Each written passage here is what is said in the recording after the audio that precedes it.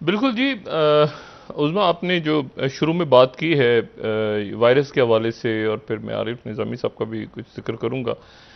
देखें, और ये आपने जो बात की कि खुशी के साथ ज़ाहिर है कि इंसान को गम भी देखता है इंसान ज़िंदगी में।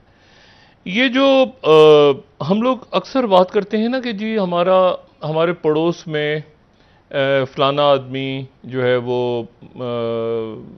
गलत काम करता है, फलाना आदमी चोर है, या फलाना आदमी हमारे मोहल्ले में जो है वो नमाज नहीं पढ़ता, फलाना आदमी जो है वो स्मगलिंग करता है। हम अक्सर बात करते रहते हैं।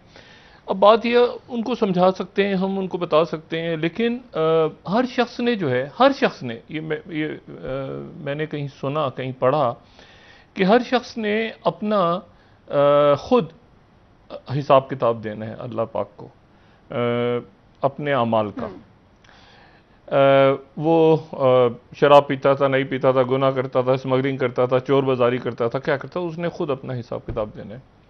लेकिन एक उस शख्स का हिसाब मैंने नहीं देना, लेकिन उस शख्स से मुतालिक एक मामला ऐसा है जिसका हिसाब मैंने देना है।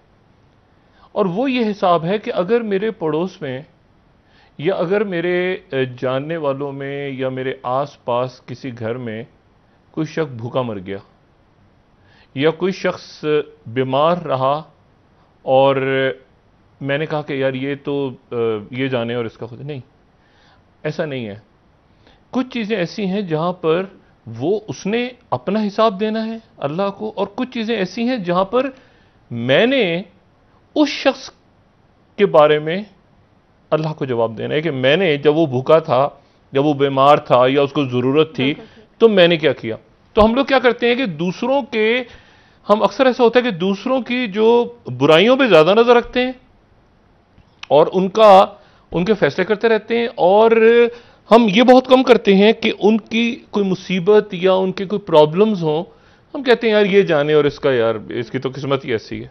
ठीक है। तो ये एक बात हमें बड़ी समझनी चाहिए कि उनका उनकी मुसीबतों का हिसाब हमसे होगा अगर हमने उनकी मदद नहीं की। एक बात, चाहे वो ये और ये तो इसार की ईद है, इस ईद का तो नाम ही ईद ये इसार बिल्कुल। की ईद है। ठीक है ना। इसका सबक जो है वो ये है कि इसार। दूसरा, आपने उज़मा आरिफ निज़ामी साहब की बात की। ये तो एक, आप समझें कि वो जैसे कहते हैं ना, एक तारीख का एक पूरा का पूरा चैप्टर चला गया, और अब पाकिस्तान की जो तारीख है वो उस तारीख में बहुत सी देखिए ना, विटनेस टू जिसको कहते हैं कि आपने खुद विटनेस किए हो, विटनेस टू हिस्ट्री।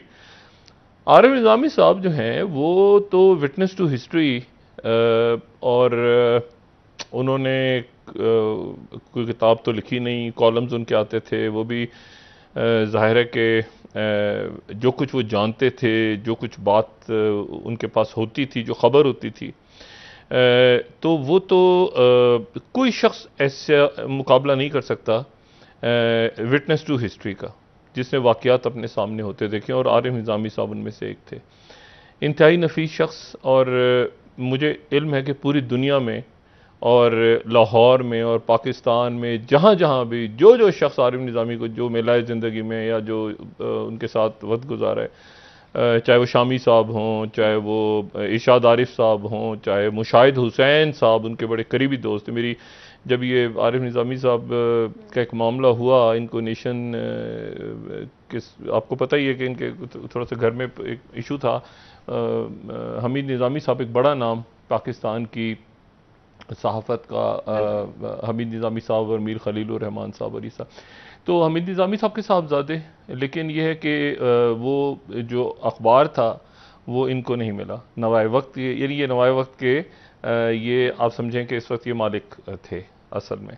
लेकिन कुछ बदकिस्मती ऐसी हुई कि ख़ानदान में कि कोई हमीद निज़ामी साहब जो हैं वो उनके जाने के बाद आरिफ निज़ामी साहब के पास नहीं आया नवाए वक्त, और आरिफ निज़ामी साहब को भी और उनकी वालदा को भी, यानी हमीद निज़ामी साहब की जो अहलिया थी, उनको भी काफ़ी तकलीफ़ देखनी पड़ी। एहलियत में। और फिर उसके बाद ये हुआ कि लेकिन आरिफ निज़ामी साहब ने खुद, आप देखेंगे, 2 अखबार उन्होंने निकाले। नेशन उनका, बिल्कुल उनका ब्रेन चाइल्ड था, और फिर पाकिस्तान टुडे जो अब चल रहा है। और यानी हम लोग जब उनसे मुलाकात होती थी तो देखते थे आसपास के ये हमारे असातिज़ा में से कोई शामी साहब बैठे हुए हैं, अच्छा जी ये इशादारी साहब बैठे हुए हैं, नजम सेठी साहब बैठे हुए हैं, उसे इख्तलाफात सारे अपनी जगह, लेकिन कुछ शख्सियात बैठी होती थी ना तो ज़रा थोड़ा सा सुकून होता। शाहीन साहब भाई सब बैठे हुए हैं, अच्छा ठीक है जी, ये जो सीनियर्स बैठे हारून रशीद साहब हैं, औरिया साहब हैं, जो बड़े नाम हैं, तो ज़िया शाहिद साहब वो भी चले गए। तो निज़ामी साहब का मैं आपको सिर्फ ये बताऊं कि देखें एक बात कितनी अजब है कि इनके पास खबर अजीब तरह की खबरें होती थी। यानी मैं आपको सिर्फ ये बताऊं कि जब ये गुलाम इसाक खान सदर थे तो गुलाम इसाक खान साहब ने ये और बेनज़ीर भुट्टो साहबा की पहली हुकूमत थी। तो एक रोज जो है वो आरिफ निजामी साहब ने नेशन में फ्रंट पेज खबर छाप दी कि आज आज गुलाम इसाक खान असेंबली तोड़ देंगे बेनज़ीर भुट्टो की। अच्छा, बेनज़ीर भुट्टो साहबा और गुलाम इसाक खान के ताल्लुकात तो बज़ाहिर वो ठीक ही थे, कोई ऐसा मतलब कशीदा थे, बातें चल रही थी, लेकिन तो जो कहा जाता है वो ये कि बेनज़ीर भुट्टो साहबा ने गालिबन हैप्पीमैन वाला साहब को भेजा कि जाके मिल के आओ गुलाम इसाक खान साहब से, सब ठीक है। वो गए, वापस आए, उन्होंने कहा जी बिल्कुल ठीक है, कुछ भी नहीं हो रहा।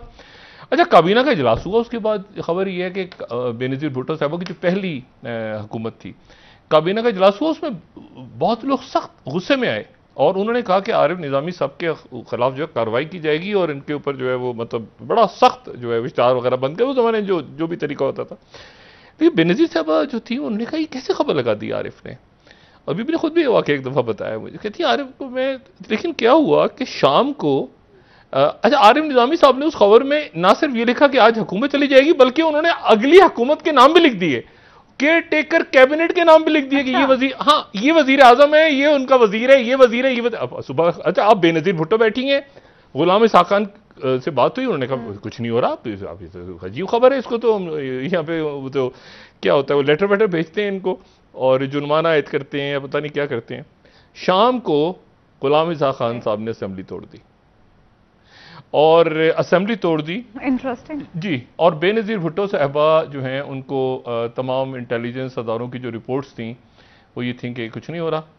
वो हमेशा ऐसी होती हैं रिपोर्ट्स आखिर तक पता किसी को नहीं चलता कि क्या हो रहा है, क्या होने जा रहा है। तो रिपोर्ट्स थी उनके पास कि कुछ नहीं हो रहा और हुकूमत चली गई और बेनज़ीर भुट्टो साहब, तो एक वो बात और दूसरी भुट्टो साहब की फांसी की खबर भी आरिफ निज़ामी साहब के हवाले से, वो भी ब्रेकिंग, जुल्फ़िकार अली भुट्टो। तो बात यह है कि निज़ामी साहब बस एक बड़ी शख्सियत, अल्लाह ताला उनके दर्जात बुलंद करे, प्रॉब्लम्स में रहे लेकिन धीमे मिजाज के थे, लोग बहुत मोहब्बत करने वाले उनके दुनिया भर में मौजूद हैं और हम भी उनके लिए दुआ गो हैं, अल्लाह ताला उनको उनके दर्जात बुलंद फरमाए। एक खला है, एक बस आप समझे मैं कहना विटनेस टू हिस्ट्री, एक ऐसी शख्सियत जो बहुत कुछ जानती थी और बहुत कुछ था उनके पास जो वो बताते नहीं थे, वो बात नहीं करते थे प्राइवेट गैदरिंग्स वगैरह में, लेकिन टीवी पे और बहुत मोहतात होकर वो खामोश रहते थे, ज़्यादा बात नहीं करते थे। तो अल्लाह ताला उनके दर्जात बुलंद फरमाए और बस सबको अपने हिफ्ज़-ओ-मान में रखे। जी उस्मा। आमीन। अच्छा डॉक्टर साहब, इस्लामाबाद में अफगान सफ़ीर की बेटी का जो मामला चल रहा था वो अभी तक पूरी तरह से हल हुआ नहीं है और अब हम देख रहे हैं कि साबिक पाकिस्तानी सिफारतकार की बेटी का कत्ल हो गया इस्लामाबाद में। ये क्या हो रहा है, किस तरह की चीजें सामने इस्लामाबाद में तो लॉ एंड ऑर्डर, मुझे तो ये नहीं पता, आप यकीन करें कि बाकी मुल्क का क्या हाल है।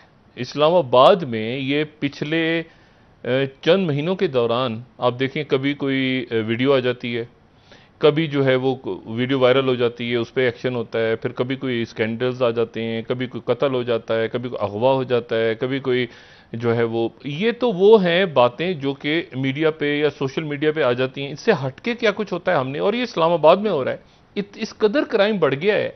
अच्छा, पुलिस भी ठीक है बज़ाहिर, आप देखें तो पुलिस भी, आपको यहाँ के जो अफसरान हैं वो भी ठीक है, लेकिन क्राइम बहुत बढ़ गया। उससे अंदाज़ा ये हो रहा है कि जो माशरे में इन्हितात आ गए ना अखलाकी तौर पर, आप देखें कि लोग मतलब आज एक अजब वाक़या मैं तो सुना और मैं, मुझे समझ से बाहर कि वो जी एक कुर्बानी का जानवर था, आवाज़ कर रहा था, तो जो है वो यानी जो बैल था कुर्बानी का, तो उसको निकाल के उसको क्लैशों को उससे गोलियां मार दी।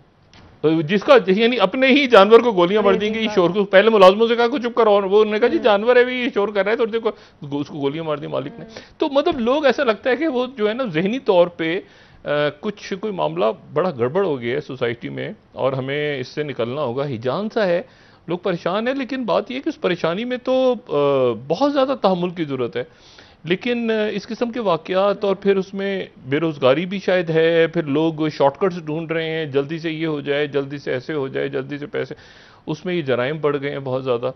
तो ये जो कत्ल हुआ है कल एक सफ़ीर की साहबजादी का, ये भी बड़ा अजब सा वाक़या है। और अफ़गान सफ़ीर की जो साहबजादी हैं, देखें उस्मा, इसको बात को थोड़ा सा ज़रा लंबा करते हैं।